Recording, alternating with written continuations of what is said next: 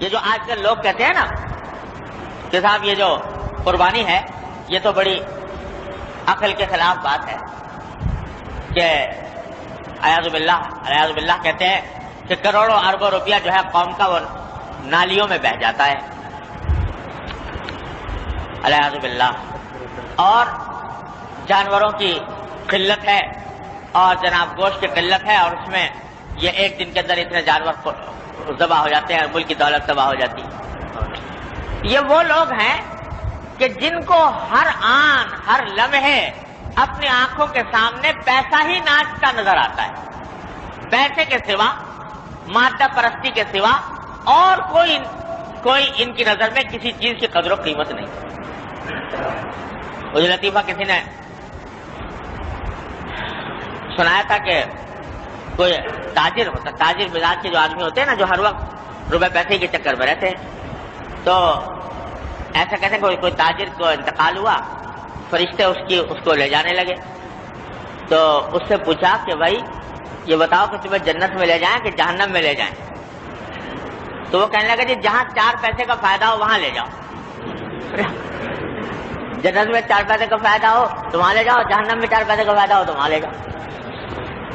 یہ ذہنیت ہے کہ ہر کام دنیا، ہر کام میں پیسہ چاہیے، ہر کام کے اندر مادی منفعت چاہیے۔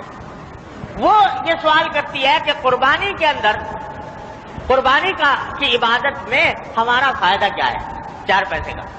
جب تک 4 پیسے کا فائدہ نہ بتاؤ تو ہم قربانی کو ماننے کو تیار نہیں۔ اور ان بے عقلوں کو یہ پتہ نہیں کہ یہ عبادت تو رکھی گئی ہے اس عقل کو کچلنے کے لیے، یہ عبادت تو رکھی اس کام کے لیے کہ اچھا ہے دل کے ساتھ رہے پاسبان عقل، لیکن کبھی کبھی اسے تنہا بھی چھوڑ، یہ تو چھوڑی رکھی اس لیے گئی تھی۔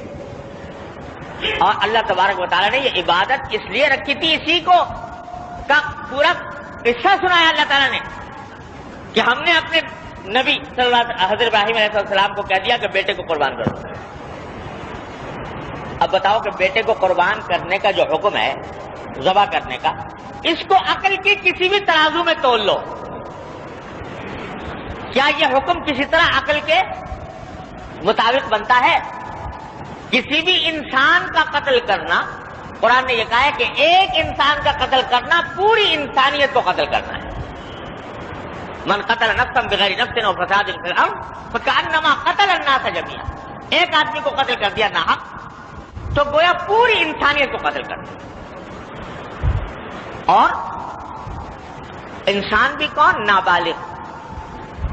نابالغ بچہ جو ہے اس کے بارے میں حکم یہ ہے کہ عین حالت جنگ میں بھی، جب جہاد ہو رہا ہو کافروں سے، اس وقت بھی حضور اقدس صلی اللہ علیہ وسلم کی ہدایت یہ تھی کہ جب جہاد کی حالت میں کوئی بچہ آ جائے سامنے تو ہرگز ہاتھ مت اٹھانا بچے کو، لا تقتلوا ولیدا، کسی بچے کو کبھی مت قتل کرنا، ولا شیخا فانیا، نہ کسی بہت بوڑھے آدمی کو، عین حالت جنگ میں بھی منع ہے، ابتداء کی حالت امن میں۔ اور بچہ بھی کون؟ اپنی اولاد، اپنا بیٹا بھی مرادوں سے مانگا ہوا۔ تو کسی بھی میزان پہ تول کے دیکھو، یہ عقل کے کسی میزان پر یہ حکم اترتا نہیں۔ لیکن جب حکم آیا ابراہیم خلیل اللہ علیہ السلام پر تو پلٹ کر ابراہیم علیہ السلام نے یہ نہیں فرمایا، اللہ تعالیٰ سے یہ نہیں پوچھا کہ یا اللہ اس بیٹے نے کیا قصور کیا ہے، یا اللہ یہ حکم آپ نے کیوں دیا، کیا اس کی حکمت ہے، کیا اس کی مصلحت ہے، کچھ نہیں۔ بیٹے کے بعد چلے گئے اور جا کے بتایا کہ دیکھو بیٹا یہ خواب میں دیکھا ہے میں۔ بیٹے نے بھی جو بالکل نا عمر نابالغ، اس نے بھی پلٹ کر یہ نہیں پوچھا کہ ابا جان میرے کس گناہ میں مجھے قتل کیا جا رہا ہے، کس قصور کی سزا دی جا رہی ہے، کیوں یہ حکم آیا ہے؟ جواب میں یہ کہا کہ یا ابت افعل ما تؤمر، ابا جان جو حکم آیا ہے کر گزریے، اس لیے کہ اللہ کے حکم کے بعد پھر کوئی مجال نہیں ہے کسی کی عقل کے گھوڑے دوڑانے کی، لہذا کر گزریے اور میری فکر نہ کیجیے، ستجدونی انشاءاللہ من الصابرین، مجھے انشاءاللہ آپ صبر کرنے والوں میں سے پائیں گے، میں اس کے اوپر بے صبری کا مظاہرہ نہیں کروں۔ یہ جواب دیا۔ ورنہ سیدھی پوچھنے کی بات یہ تھی کہ بھائی آخر کیا حکمت اور کیا مسئلہ ہے اس حکم میں. تو اللہ تبارک و تعالیٰ نے یہ واقعہ بیان فرمایا سورہ صافات میں. تو وہاں پر اللہ تعالیٰ نے فرمایا فلما اسلما، جب باپ بیٹے دونوں نے سر جھکا دیا ہمارے حکم کے آگے، وَتَلَّهُ لِلْجَبِينِ، اور باپ نے بیٹے کو پیشانی کے بل زمین پر گرا دیا. تو نَادَيْنَاهُ أَن يَا إِبْرَاهِيمُ، ہم نے آواز دی کیا ابراہیم قد صدقت الرؤیا، آج تم نے اپنا خواب سچا کر دکھایا. اور روایتوں میں آتا ہے، بعض روایتوں میں آیا ہے کہ جب حضرت اسماعیل علیہ السلام کو لے جانے لگے حضرت ابراہیم علیہ السلام، تو انہوں نے یہ کہا کہ انہوں نے مشورہ دیا خود کہ ابا جان جب آپ میرے اوپر مجھے ذبح کریں تو آپ مجھے الٹا لٹائیے گا پیشانی کے بل،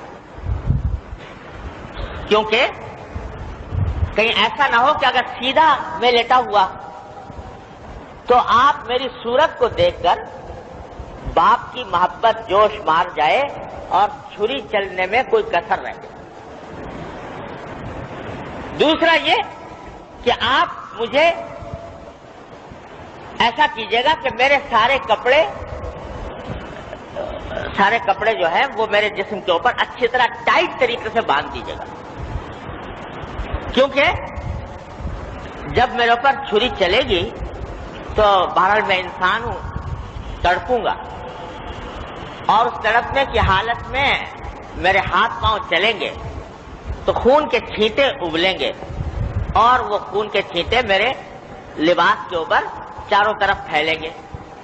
تو میری والدہ کے پاس جب یہ لباس پہنچے گا تو ان کو دیکھ کر بڑا غم ہوگا. لہذا آپ اس کو اس طرح کیجئے کہ کم سے کم کپڑوں کا حصہ جو ہے وہ خون سے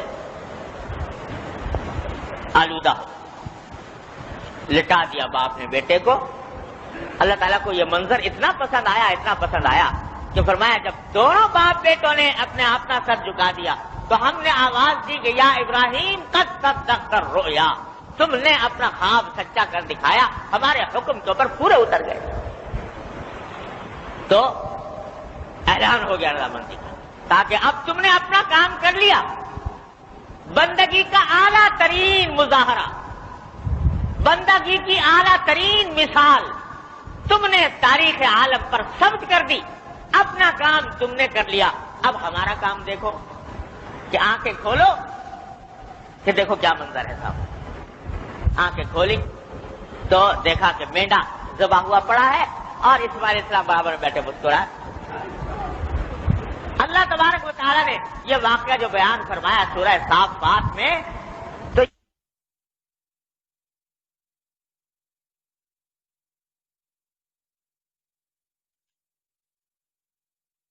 میں کہاں گئے اور ان کا کیا فائدہ مجھے حاصل ہوا؟ صرف اتنا مطالبہ ہے تمہارے ساتھ. یہ ہے قربانی. جب یہ کرو گے اور اس جذبے کے ساتھ کرو گے کہ چاہے مجھے ظاہر میں فائدہ کچھ نہیں پہنچ رہا، میری رقم میں کمی آ رہی ہے بظاہر دیکھنے میں، لیکن میرے پروردگار کا حکم ہے اس لیے انجام دے رہا ہوں. جب یہ کام کرو گے، اس جذبے سے کرو گے، تو کہتے ہیں کہ ایک ایک قطرہ جو اس جانور کے خون کا بہے گا، ایک ایک قطرے سے تمہارے گناہ معاف ہوں گے، تمہارے درجات بلند ہوں گے.